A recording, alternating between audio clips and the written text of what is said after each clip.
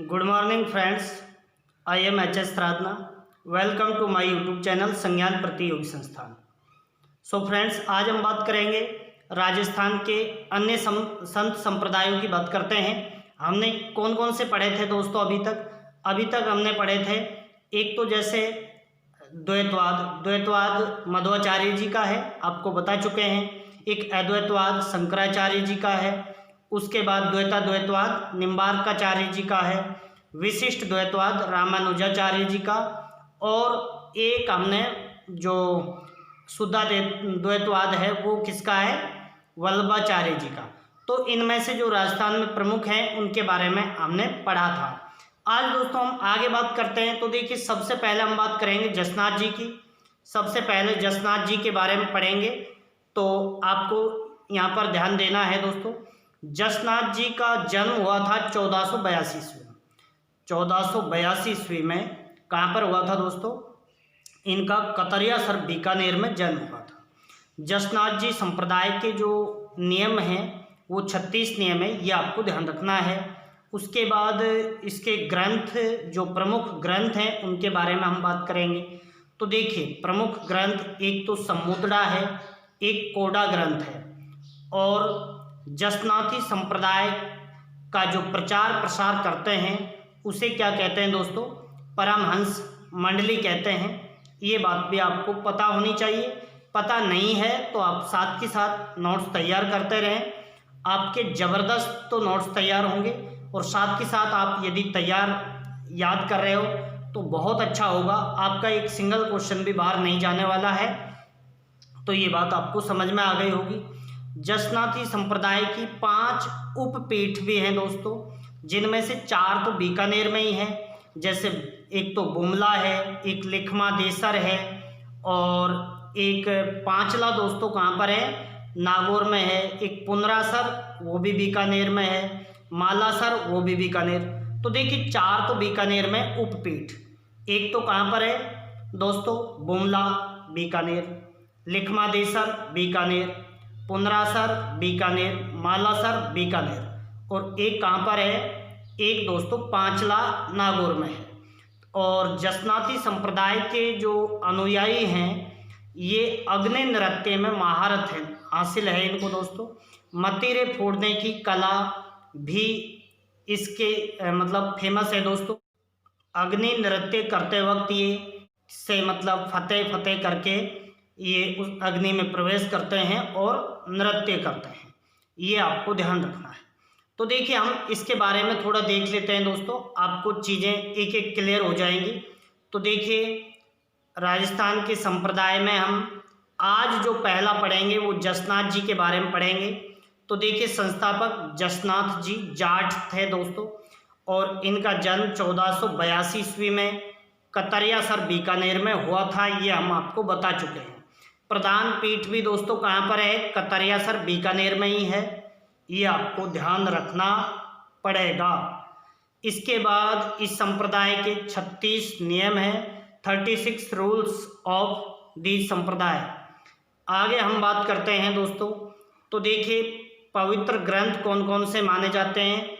एक तो समुद्रा है और एक कोडा ग्रंथ है। इस संप्रदाय का जो प्रचार प्रसार किया जाता है वो परमहंस मंडली द्वारा किया जाता है। इस संप्रदाय के लोग अग्नि नृत्य में सिद्धहस्त हैं, जिसके दौरान सिर पर मतीरा फोड़ने की कला का प्रदर्शन किया जाता है और फतेह फतेह करके अग्नि में ये प्रवेश करते हैं। आगे हम बात करते हैं दोस्तों। तो देखिए, दिल्ली के जो सुल्तान थे सिकंदर लोदी, उन्होंने जसनाथ जी को बीकानेर में जमीन भेंट की थी। ये भी आपको भूमि दान में दी थी, ये भी आपको ध्यान रखना है। तो देखिए, दिल्ली के सुल्तान सिकंदर लोदी ने जसनाथ जी को प्रधान पीठ स्थापित करने के लिए भूमि दान में दी थी। जसनाथ जी को ज्ञान की प्राप्ति गोरखमालिया बीकानेर में हुई थी दोस्तों। जसनाथ जी का जन्म तो कतरियासर बीकानेर में हुआ था। और 5 उपपीठ भी हैं। उपपीठ कहाँ कहाँ पर हैं दोस्तों? 4 बीकानेर और एक नागौर। बीकानेर में एक तो बुमला है, एक लिखमा देसर है, एक पुनरासर है, एक मालासर है, और नागौर में पांचला है। ठीक है, लेकिन हम बात करते हैं इनको ज्ञान की प्राप्ति कहाँ पर हुई थी दोस्तों, तो जसनाथ जी को ज्ञान की प्राप्ति हुई थी गोरखमाल बीकानेर में। तो ये बात भी आपको अच्छे से ध्यान रखनी है। इसके बाद हम आगे बढ़ते हैं, तो देखिए आगे बढ़ते हैं हम, तो इसकी 5 उपपीठों के बारे में हम बता चुके हैं आपको। एक तो गुमला, लिखमादेसर, पुनरासर, मालासर, 4 तो हैं बीकानेर में, और एक पांचला कहाँ पर है दोस्तों, पांचला है नागौर। तो दोस्तों जसनाथ जी के बारे में आपको मैंने इतना समझाया है, ये आपके लिए बहुत सफिशिएंट है। यदि आपने ये सारे पॉइंट एक एक करके अच्छे से अपने माइंड में संजो लिए हैं तो बहुत अच्छी खुशी की बात है। आगे हम बात करेंगे इसमें, तो देखिए नेक्स्ट हम देखेंगे दोस्तों जसनाथ जी के बाद संत दादू। तो देखिए संत दादू का जन्म कहाँ पर हुआ था, ये क्वेश्चन पूछा जाता है। तो दोस्तों इनका राजस्थान के बाहर जन्म हुआ था, जन्म अहमदाबाद गुजरात में हुआ था, ये आपको ध्यान रखना है। दादू जी के 52 शिष्य थे दोस्तों, जिनमें इनके 2 पुत्र भी थे, एक गरीबदास और एक मिस्किन दास। इनके जो 52 शिष्य हैं वो दादू संप्रदाय के 52 स्तंभ कहलाते हैं, ये बात भी आपको ध्यान रखनी होगी। दादू संप्रदाय की हम बात करते हैं तो इसके जो सत्संग स्थल हैं वो क्या कहलाते हैं, अलख दरीबा कहलाते हैं। ये क्वेश्चन भी पूछा जाता है दोस्तों कि किस संप्रदाय के सत्संग स्थल हैं जो अलख दरीबा कहलाते हैं। तो अलख दरीबा किन्हें कहा जाता है, किस संप्रदाय के सत्संग स्थलों को कहा जाता है, दादू संप्रदाय। दादू संप्रदाय के गुरु का नाम क्या था दोस्तों, गुरु का नाम वृद्धानंद था। और बात करते हैं कि संत दादू दयाल की जो प्रधान पीठ है, संत दादू दयाल की प्रधान पीठ कहाँ पर है दोस्तों, यह है नरैना जयपुर, ये आपको ध्यान देना है।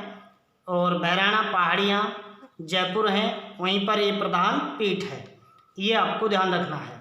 इसके बाद हम बात करते हैं दोस्तों, तो इसकी कुछ शाखाएं भी हैं। शाखाएं दोस्तों जैसे खालसा है, विरक्त है, इस तरीके से इसकी 6 शाखाएं हैं, नागा शाखा भी है। ये बात भी आपको ध्यान रखनी है कि दादू संप्रदाय की शाखाएं कितनी हैं, तो नॉर्मली 6 हैं, तो इसलिए संख्या पूछ ली जाती है 6 शाखाएं। जबकि इनके शिष्य कितने हुआ करते थे, 52, जिन्हें दादू पंथ के 52 स्तंभ भी कहा जाता है, जिनमें 2 इनके पुत्र भी थे। एक तो क्या नाम था दोस्तों, गरीबदास, और एक मिस्किन दास। दादू जी का एक शिष्य था दोस्तों सुंदरदास, उन्होंने नागा शाखा को प्रवर्तित किया था, नागा शाखा की स्थापना की थी। और एक शिष्य दोस्तों रज्जब जी थे जो आजीवन दूल्हे के वेश में रहे थे, ठीक है। वो क्या दोस्तों शादी के लिए जा रहे थे, लेकिन दादू जी के प्रवचन सुनकर उन्होंने आजीवन शादी से मना कर दिया और वो दूल्हे के वेश में ही रहे थे संत रज्जब जी। दादू जी के जो ग्रंथ हैं वो दोस्तों सदुकड़ी भाषा या ढूंढाड़ी में लिखे हुए हैं।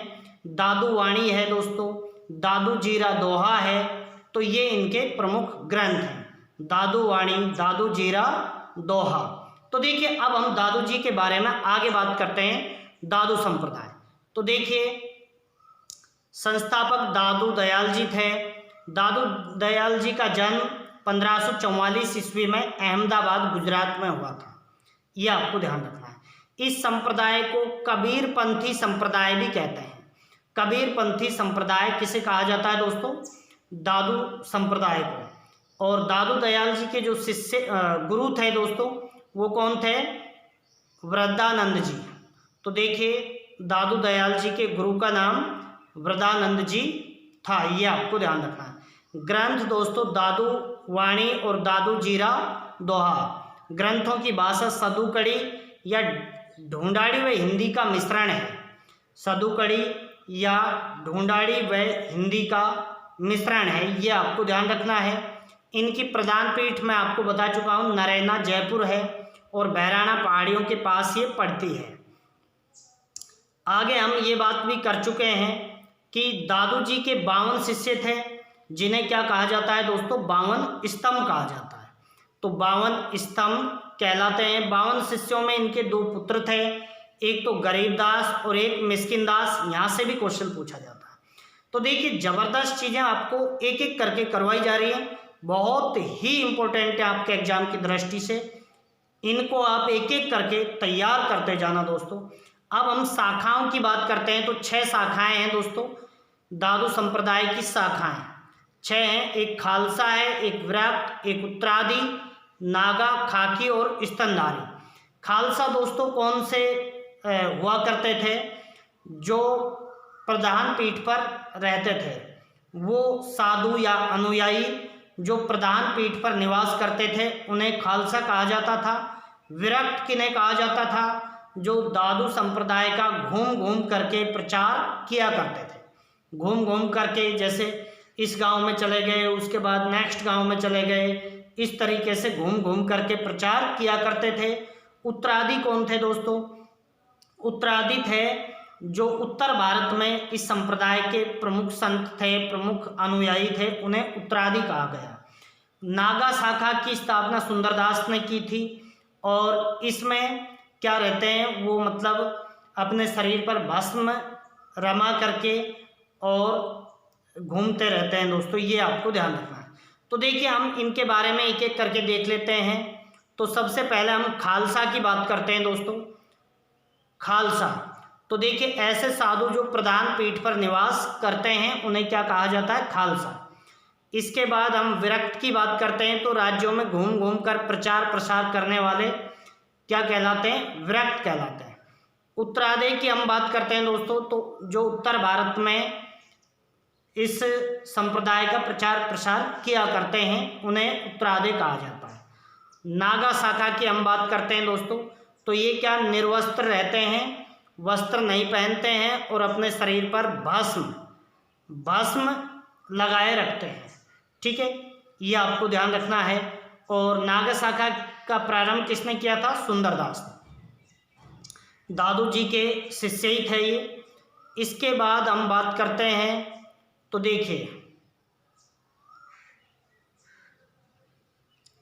इसमें इस संप्रदाय में दोस्तों एक बात और ध्यान रखनी है आपको कि जैसे भी कोई भी इस संप्रदाय का व्यक्ति की मृत्यु हो गई है तो उसे ना तो दफनाया जाता है ना ही जलाया जाता है, बल्कि उसे जानवरों के लिए जंगल में छोड़ दिया जाता है, जानवरों को खाने के लिए।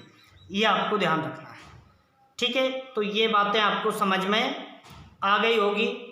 और दादू संप्रदाय के जो सत्संग स्थल हैं वो अलख दरीबा कहलाते हैं। इनके शिष्य थे दादू जी के शिष्य रज्जब जी। इनकी प्रधान पीठ सांगानेर में है दोस्तों, सांगानेर जयपुर। और ये आजीवन दूल्हे के वेश में रहे थे और इनकी रचनाएं रज्जब वाणी और सर्वंगी है। तो इतना आपको समझ में आ गया। तो देखिए दोस्तों नेक्स्ट बात करते हैं हम विश्नोई संप्रदाय की। तो देखिए विश्नोई संप्रदाय के बारे में भी आपको मुख्य सभी बातें जाननी होगी। जसनाथ जी संप्रदाय, दादू संप्रदाय, ये दो आज अभी तक हमने पढ़े हैं। अब हम बात करेंगे बिश्नोई संप्रदाय। तो देखिए दोस्तों बिश्नोई संप्रदाय में 29 नियम है, इसीलिए इसे बिश्नोई संप्रदाय कहा जाता है। 29 नियम है। ठीक है, जबकि जसनाती संप्रदाय के कितने नियम थे दोस्तों? 36। और दादू संप्रदाय में कितने शिष्य हैं जो दादू स्तंभ कहलाते हैं? 52। तो देखिए इनके अंकों से आप कंफ्यूज नहीं हो जाएं क्योंकि ये पूछे जाते हैं। ठीक है, अब हम बात करते हैं तो बिश्नोई संप्रदाय के प्रवर्तक यानी संस्थापक कौन थे दोस्तों? संत जाम्बेश्वर, जाम्बो जी भी कहते हैं दोस्तों। तो देखिए इनका जन्म 1451 में हुआ था। कहाँ पर हुआ था? पीपासर नागौर। और जाम्बो जी हैं ये राजपूत वंशीय हैं, पंवार राजपूत। ठीक है, जाम्बो जी की हम बात करते हैं दोस्तों, तो देखिए इनका समाधि स्थल तो कहाँ पर है? मुकाम नोखा बीकानेर। इनका समाधि स्थल आपको ध्यान रखना है, मुकाम नोखा तहसील और बीकानेर। मुकाम तो गांव है दोस्तों और नोखा तहसील डिस्ट्रिक्ट बीकानेर है, ये आपको ध्यान रखना है। उसके बाद इन्होंने अपने शिष्यों को उपदेश कहाँ दिया था? रामडावास जोधपुर में इन्होंने अपने शिष्यों को उपदेश दिया था। जबकि इनका निर्वाण कहाँ पर हुआ था? दोस्तों इनका निर्माण हुआ था लालासर बीकानेर। तो देखिए अभी तक हमने 3 बातें जानी, तीनों पूछी जाती हैं अलग अलग करके। इनका जन्म कहाँ पर हुआ? पीपासर नागौर। इनका समाधि स्थल कहाँ पर है? तो देखिए मुकाम तालवा और नोखा तहसील बीकानेर, यहाँ पर इनका समाधि स्थल है। इन्होंने जो अपने शिष्यों को उपदेश दिए थे वो रामडावास जोधपुर में दिए थे। जबकि इनका निर्वाण कहाँ पर हुआ था? निर्वाण यानी जो मृत्यु होती है उसे निर्वाण कहा जाता है। तो निर्वाण कहाँ पर हुआ था? लालासर बीकानेर में। फिर इनसे संबंधित जो जगह है, गांव है दोस्तों, तो देखिए एक तो इन्होंने इनके संबंध में एक जाम्बूलाव तालाब है। जाम्बूलाव तालाब कहाँ पर है दोस्तों? जोधपुर में है जाम्बूलाव तालाब, जो जैसलमेर के शासक जयत्र सिंह ने बनवाया था। उसके बाद जांगालू गांव, रोटू गांव। जांगालू गांव तो कहाँ पर है दोस्तों? बीकानेर में। रोटू गांव कहाँ पर है? नागौर में। ये भी इनसे संबंधित ही क्या है दोस्तों? इनसे संबंधित ही स्थल है। उसके बाद समराथल में 1485 में जो जाम्बेश्वर संप्रदाय है या बिश्नोई संप्रदाय है, इसका प्रवर्तन किया गया था पुनः। तो ये आपको ध्यान रखना है, ठीक है। तो देखिए अब हम यहाँ पर देखते हैं एक एक करके। तो देखिए बिश्नोई संप्रदाय संस्थापक, बिश्नोई संप्रदाय संस्थापक जाम्बोजी थे। जाम्बोजी का जन्म 1451 कृष्ण जन्माष्टमी के अवसर पर पीपासर नागौर में हुआ था। ये पंवार वंशीय राजपूत थे। तो ये बातें हम कर चुके हैं। इनके ग्रंथ भी देख लीजिए, तो नाम से ही आपको पता चल जाएगा ग्रंथ। तो जैसे जम्ब सागर है, जम्ब वाणी है, विश्नोई धर्म प्रकाश है। तो ग्रंथों को याद रखने में कोई दिक्कत नहीं आएगी। जाम्बोजी से संबंधित ही है, या विश्नोई प्रकाश है, विश्नोई धर्म प्रकाश वो विश्नोई संप्रदाय से है। ये बात आपको ध्यान रखनी है, ठीक है। और इन्होंने विष्णु भक्ति पर पूरा बल दिया था। और जाम्बोजी को पर्यावरण रक्षक, पर्यावरण का रक्षक या पर्यावरण वैज्ञानिक भी कहा जाता है। ये बात भी पूछी जाती है। इसके बाद हम बात करते हैं दोस्तों, तो देखिए प्रमुख स्थलों को देखते हैं। यहाँ पर प्रमुख स्थल, तो देखिए प्रमुख स्थलों की हम बात करते हैं यहाँ पर। तो देखिए समाधि स्थल तो इनका कहाँ पर है? मुकाम नोखा तहसील बीकानेर में, यहाँ पर समाधि स्थल है। लालासर की बात करते हैं, तो लालासर बीकानेर में जाम्बोजी को निर्वाण की प्राप्ति हुई थी। निर्वाण की प्राप्ति कहाँ पर हुई थी? लालासर बीकानेर। उसके बाद हम बात करते हैं रामडावास।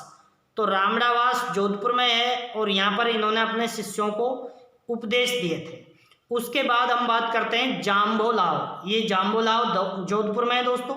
ये क्या है? तालाब है। और जैसे पुष्कर झील है उसी तरीके से ये जो बिश्नोई संप्रदाय के लोग हैं उनका पवित्र तालाब माना जाता है, पवित्र तालाब। और जयत्र सिंह ने इसे बनवाया था, जो जैसलमेर के शासक थे, ठीक है। अब हम बात करते हैं, तो देखिए जंगालू, बीकानेर, रोटू गांव, नागौर, ये भी बिश्नोई संप्रदाय के प्रमुख गांव हैं। ये बात भी आपको ध्यान रखनी है। बीकानेर के समराथल धोरा नामक स्थान पर बिश्नोई संप्रदाय का प्रवर्तन किया गया। जो समराथल जगह है वहाँ पर बिश्नोई संप्रदाय का प्रवर्तन किया गया था। ये भी आपको ध्यान रखना है 1485 में, ठीक है। इसके बाद जाम्बोजी को पर्यावरण वैज्ञानिक या पर्यावरण संत भी कहते हैं। जाम्बोजी ने जिन स्थानों पर उपदेश दिए थे उन्हें सांथ्री कहा जाता है दोस्तों, सांथ्री, ठीक है। तो ये क्वेश्चन भी आपसे पूछा जाएगा कि सांथ्री किसे कहते हैं। तो जहाँ पर उपदेश दिए थे जाम्बोजी ने बिश्नोई संप्रदाय से संबंधित, उन्हें सांथ्री कहा जाता है। इसके बाद हम बात करते हैं दोस्तों, तो हम बात करेंगे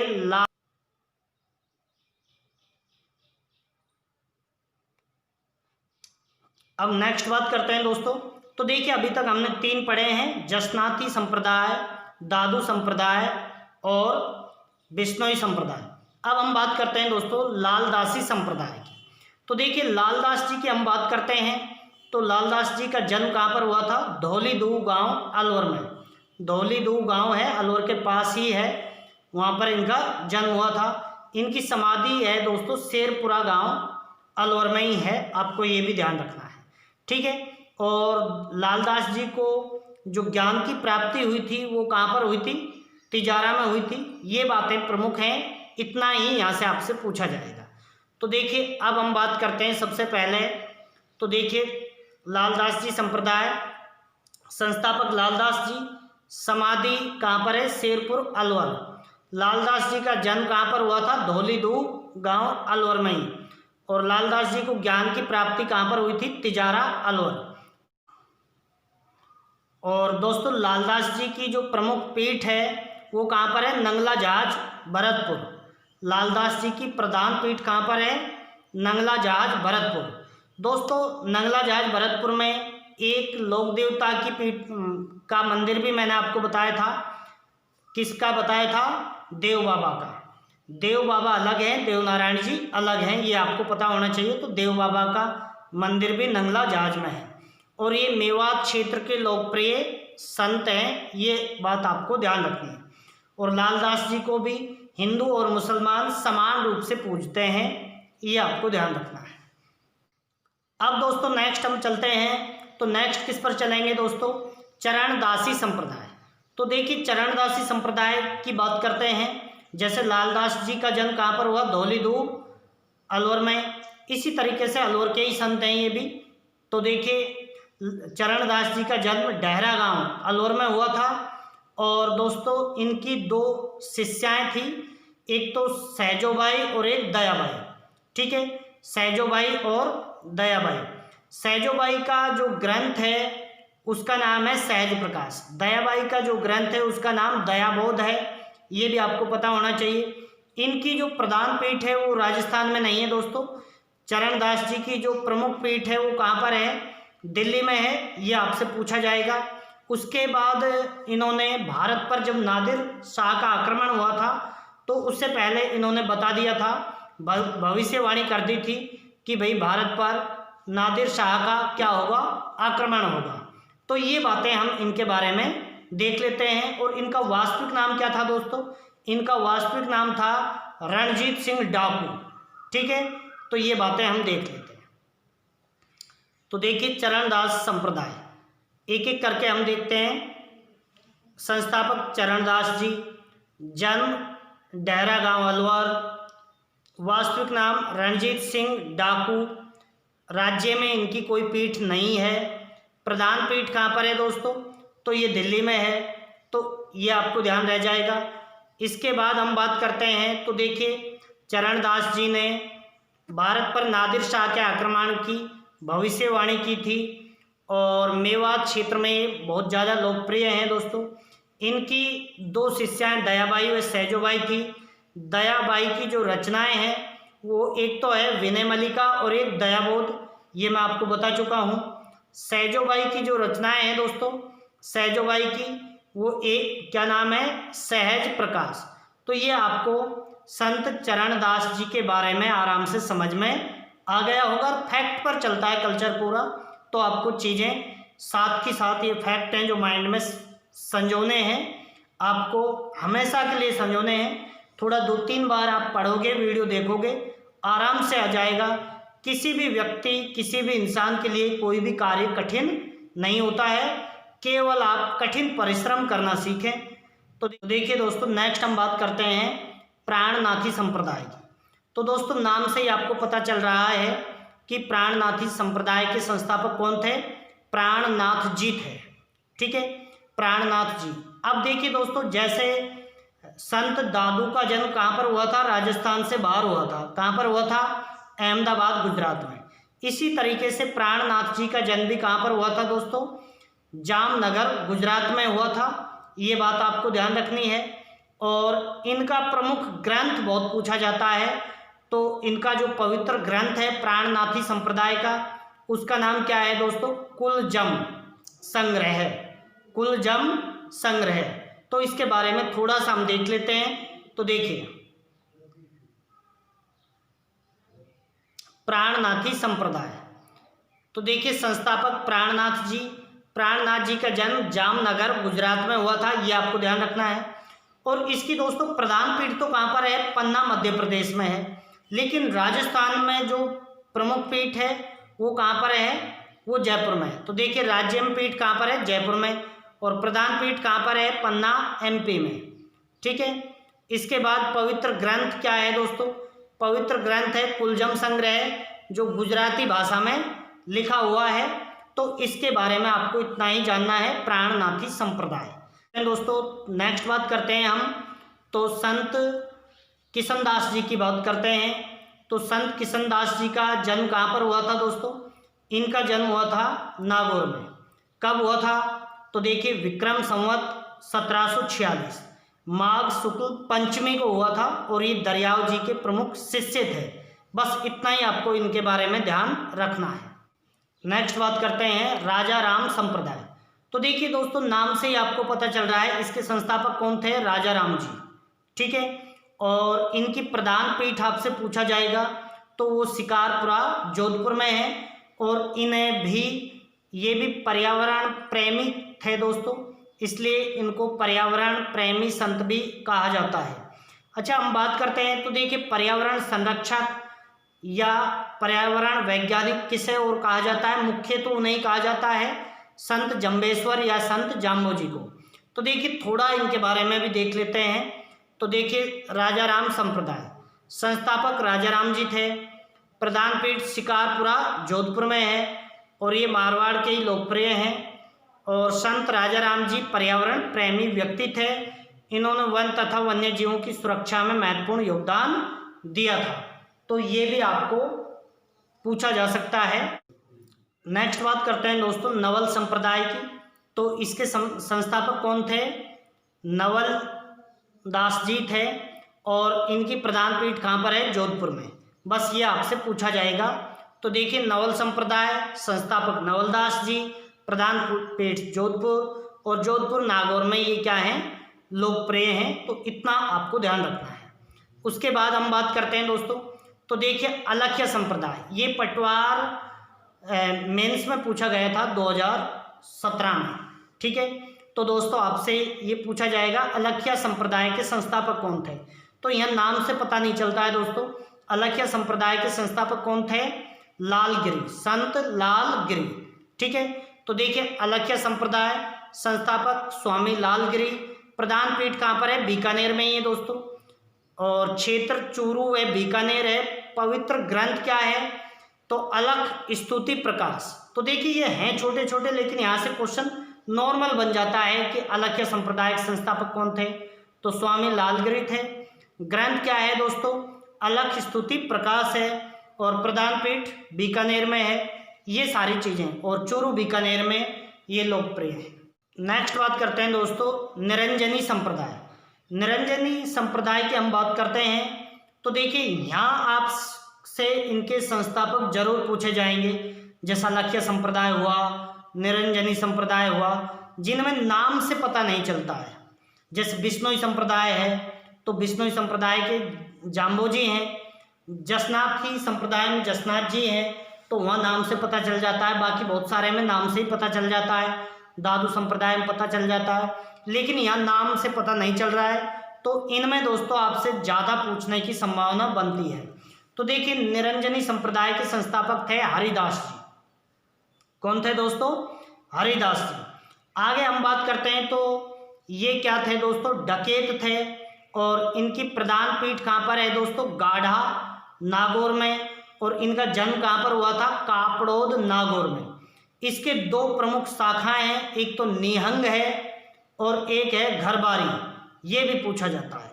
तो देखिए हम एक एक करके देखते हैं। तो देखिए निरंजनी संप्रदाय, निरंजनी संप्रदाय, तो देखिए संस्थापक संत हरिदास जी डकैत, जन्म कापड़ोद नागौर, प्रधान पीठ गाढ़ा नागौर, और दो शाखाएं हैं, एक तो निहंग है और एक है दोस्तों घरबारी। तो ये आपको याद रखने हैं, आपको साथ के साथ नोट्स तैयार करने हैं, वीडियो पूरी देखा करो। नेक्स्ट बात करते हैं दोस्तों, तो नेक्स्ट बात करते हैं हम निष्कलंक संप्रदाय। अच्छा, निरंजन संप्रदाय के संस्थापक आपको अभी बताया था संत हरिदास जी थे। ठीक है, अब हम बात कर रहे हैं निष्कलंक संप्रदाय की। तो निष्कलंक संप्रदाय के संस्थापक कौन थे, संत माओ जी। संत मावजी का जन्म साबला ग्राम डूंगरपुर में हुआ था। बहुत बार पूछा गया है, ठीक है दोस्तों, साबला ग्राम डूंगरपुर। और इनको ज्ञान की प्राप्ति हुई थी बेणेश्वर धाम डूंगरपुर में। इनके जो दोस्तों प्रमुख जो पवित्र ग्रंथ हैं या उपदेश हैं वो क्या कहलाते हैं? चोपड़ा। ये क्वेश्चन बहुत पूछा गया है कि भाई कौन से संत के उपदेश या ग्रंथ चोपड़ा कहलाते हैं, तो आपको ध्यान रखना है। संप्रदाय पूछे तो निष्कलंकी संप्रदाय, संत पूछा जाए तो आपको संत मावजी बताना है, ठीक है। तो देखिए एक एक करके हम इनको देखते हैं। निष्कलंक संप्रदाय, तो देखिए संत मावजी संस्थापक, साबला ग्राम डूंगरपुर में जन्म, और मावजी को ज्ञान की प्राप्ति बेणेश्वर डूंगरपुर में हुई थी। और इनके जो प्रमुख ग्रंथ हैं वो क्या कहलाते हैं दोस्तों? चोपड़ा कहलाते हैं। इतना आपको ध्यान रखना। नेक्स्ट बात करते हैं दोस्तों। तो नेक्स्ट बात हम किसके बारे में करेंगे? मीरादासी संप्रदाय। तो देखिए मीरादासी संप्रदाय मीराबाई के द्वारा ही चलाया गया, ठीक है। मीराबाई को राजस्थान की राधा कहते हैं। ऐसा क्यों कहा जाता है दोस्तों? पहले तो हम बात करते हैं मीराबाई का जन्म कहाँ पर हुआ। तो देखिए गोपीनाथ शर्मा के अनुसार तो कुड़की ग्राम में हुआ था, जो वर्तमान में जेतारण पाली में है। लेकिन कुछ इतिहासकार क्या कहते हैं कि मीराबाई का जन्म तो बिजोली नागौर में हुआ था, लेकिन इनका बचपन गुजरा था कुड़की ग्राम, अब जो वर्तमान में पाली में है वहाँ पर, ठीक है। तो देखिए इनका जन्म कुड़की ग्राम में ही माना जाता है ऑथेंटिक आधार पर। कुछ इतिहासकार बिजोली ग्राम में मानते हैं। इनके पिता का नाम रतन सिंह था दोस्तों, और इनके दादा का नाम राव दूधा था। और परदादा कौन थे इनके? राव जोधा, जिन्होंने जोधपुर की स्थापना की थी 1459 ईस्वी में, ठीक है। तो ये तो इनका पेहर पक्ष हो गया, ठीक है। उसके बाद इनकी शादी हुई थी राणा सांगा के पुत्र भोजराज से। भोजराज की इनकी शादी के बाद ही 7 वर्ष बाद मृत्यु हो जाती है। उसके बाद ये दुनिया संसार सागर से विरक्त हो जाती है और ये मीरादासी संप्रदाय की स्थापना करती है, ठीक है। इसके बाद ये क्या अंतिम समय इनका रणछोड़ राय मंदिर गुजरात में गुजरा दोस्तों, और वहीं पर ये कृष्ण जी की मूर्ति में विलीन हो गई। इन्होंने कृष्ण जी को अपना पति मानकर उनकी पूजा अर्चना करती रही है, हमेशा अपना पति मानकर। तो ये बात भी आपको ध्यान रखनी है। मीराबाई की जो रचना है वो आपको दोस्तों ध्यान रखनी है। एक तो है पदावलिया है जो स्वयं मीराबाई के द्वारा लिखी गई। एक नरसी जीरो मायरो है, नरसी जीरो मायरो रत्नू खाती ने लिखा था। ये बात भी आपको ध्यान रखना है। मीरा मंदिर की हम बात करते हैं तो एक तो दोस्तों मेड़ता सिटी में है, जो दोस्तों इनके दादा ने बनवाया था, राव दूधा ने। 4 भुजानाथ मंदिर मेड़ता सिटी नागौर, जो मीरा मंदिर कहलाता है। एक चित्तौड़गढ़ दुर्ग में भी है दोस्तों, वो भी क्या कहलाता है? मीरा मंदिर। तो ये आपको इतना इनके बारे में जानना होगा। तो देखिए हम बात करते हैं मीरादासी संप्रदाय। तो संस्थापक मीराबाई थी। मीराबाई को राजस्थान की राधा कहा जाता है, ठीक है। जन्म कुड़की ग्राम नागौर में हुआ, लेकिन वर्तमान में ये कुड़की ग्राम जेतारण पाली में है, ठीक है। पिता रतन सिंह राठौर थे, दादा राव दूधा थे, और इनके परदादा राव जोधा थे, ठीक है। तो देखिए परदादा राव जोधा, राणा सांगा के बड़े पुत्र भोजराज से मीराबाई का विवाह हुआ और 7 वर्ष बाद उनके पति की मृत्यु हो गई। पति की मृत्यु के बाद मीराबाई ने श्री कृष्ण को अपना पति मानकर दास भाव से पूजा अर्चना की। मीराबाई ने अपना अंतिम समय गुजरात के रणछोड़ राय मंदिर में व्यतीत किया और वहीं पर उनकी मूर्ति में क्या हो गई? विलीन हो गई। मूर्ति में विलीन हो गई। प्रधान पीठ मेड़ता सिटी नागौर में ही है और मीराबाई का दादा राव दूधा ने मीराबाई के लिए मेड़ता सिटी में 4 भुजानाथ का मंदिर बनवाया था, जिसे मीरा मंदिर कहा जाता है, ठीक है। अब हम मीराबाई के मंदिर अन्य देखते हैं। एक तो मेड़ता सिटी चित्तौड़गढ़, ये प्रमुख इनके मंदिर हैं। रचना मीरा पदावलिया मीराबाई द्वारा रचित। नरसी जीरो मायरो ये रत्ना खाती द्वारा रचित है। तो ये आपको समझ में आ गया होगा। अब देखिए ये बात मैं आपको वैसे बता चुका हूं कि गोपीनाथ शर्मा के अनुसार मीराबाई का जन्म कहाँ पर हुआ, कुड़की ग्राम नागौर में हुआ, जो वर्तमान में कहाँ पर है, जेतारण पाली में। जबकि अन्य इतिहासकार ये कहते हैं बिजोली ग्राम नागौर में हुआ था, लेकिन कुड़की ग्राम में इनका बचपन गुजरा था। तो ये विरोधाभास है, कोई दिक्कत नहीं है, आप कुड़की ग्राम याद रखें, ठीक है। तो देखिए दोस्तों, ये आज का राजस्थान का कल्चर का जबरदस्त लेक्चर है। यदि आप चैनल पर नए हो तो चैनल को सब्सक्राइब करें, बेल आइकन को प्रेस कीजिए और वीडियो को दोस्तों शेयर करते रहें। इतनी इम्पोर्टेंट जानकारी आपको शायद एक सीक्वेंस में किसी चैनल से मिलेगी, मुझे ऐसा नहीं लगता है। तो आप चैनल को सब्सक्राइब कर लें, वीडियो को शेयर करते रहें, मैक्सिमम फुल टाइम दें वीडियो को देखने में, पूरा देखा करो दोस्तों, क्योंकि पूरा देखोगे तो ही चीज़ें आपके माइंड में बैठेंगी। थैंक यू दोस्तों, जय हिंद जय भारत।